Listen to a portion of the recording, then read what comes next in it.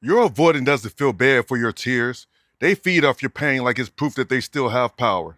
Let's get one thing straight. Your avoiding doesn't feel empathy when you break down. They feel control. Every tear, every paragraph, every late night apology is confirmation that their emotional starvation plan worked. They prey on the weak, the soft-hearted, the loyal, not because they hate love, but because they crave submission. They want to see how much you'll tolerate before you finally collapse. And when you do, they don't rush to help you. They just sit back and watch like a lion studying its prey. You're crying for connection, they're calculating convenience. Avoidance don't respond to pain, they respond to your withdrawal from it. Because empathy requires awareness, and they traded awareness for ego years ago. They know you're breaking, they just don't care until you stop begging. That's when their curiosity wakes up. That's when they text, "You good?"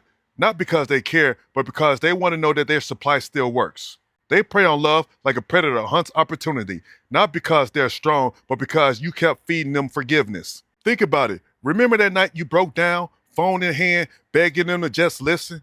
You weren't asking for too much, just honesty. And what did they do? They went quiet, blocked your number, left you on red. You stayed up pacing floors, rereading your own messages while they slept like nothing happened. You thought that silence was confusion? It wasn't. It was victory, because in their mind, your meltdown was confirmation that they still owned your emotions. But don't you love how they act calm? How come you're always so emotional? Because you have emotions, genius.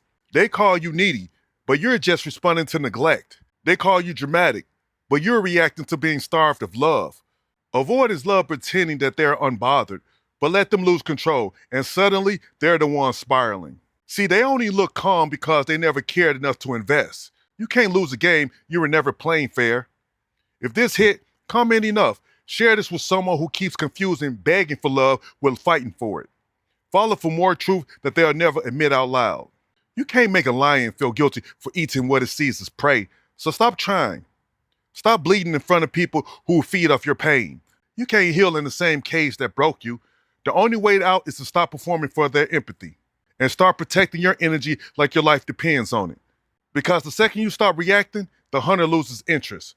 They only hunt what runs. They only chase what pleads. So when you stand still, they starve. Your avoiding doesn't care when you cry. They care when you stop caring.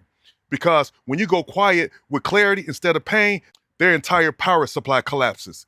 Let them watch you heal. That's the only kind of revenge that doesn't require a word.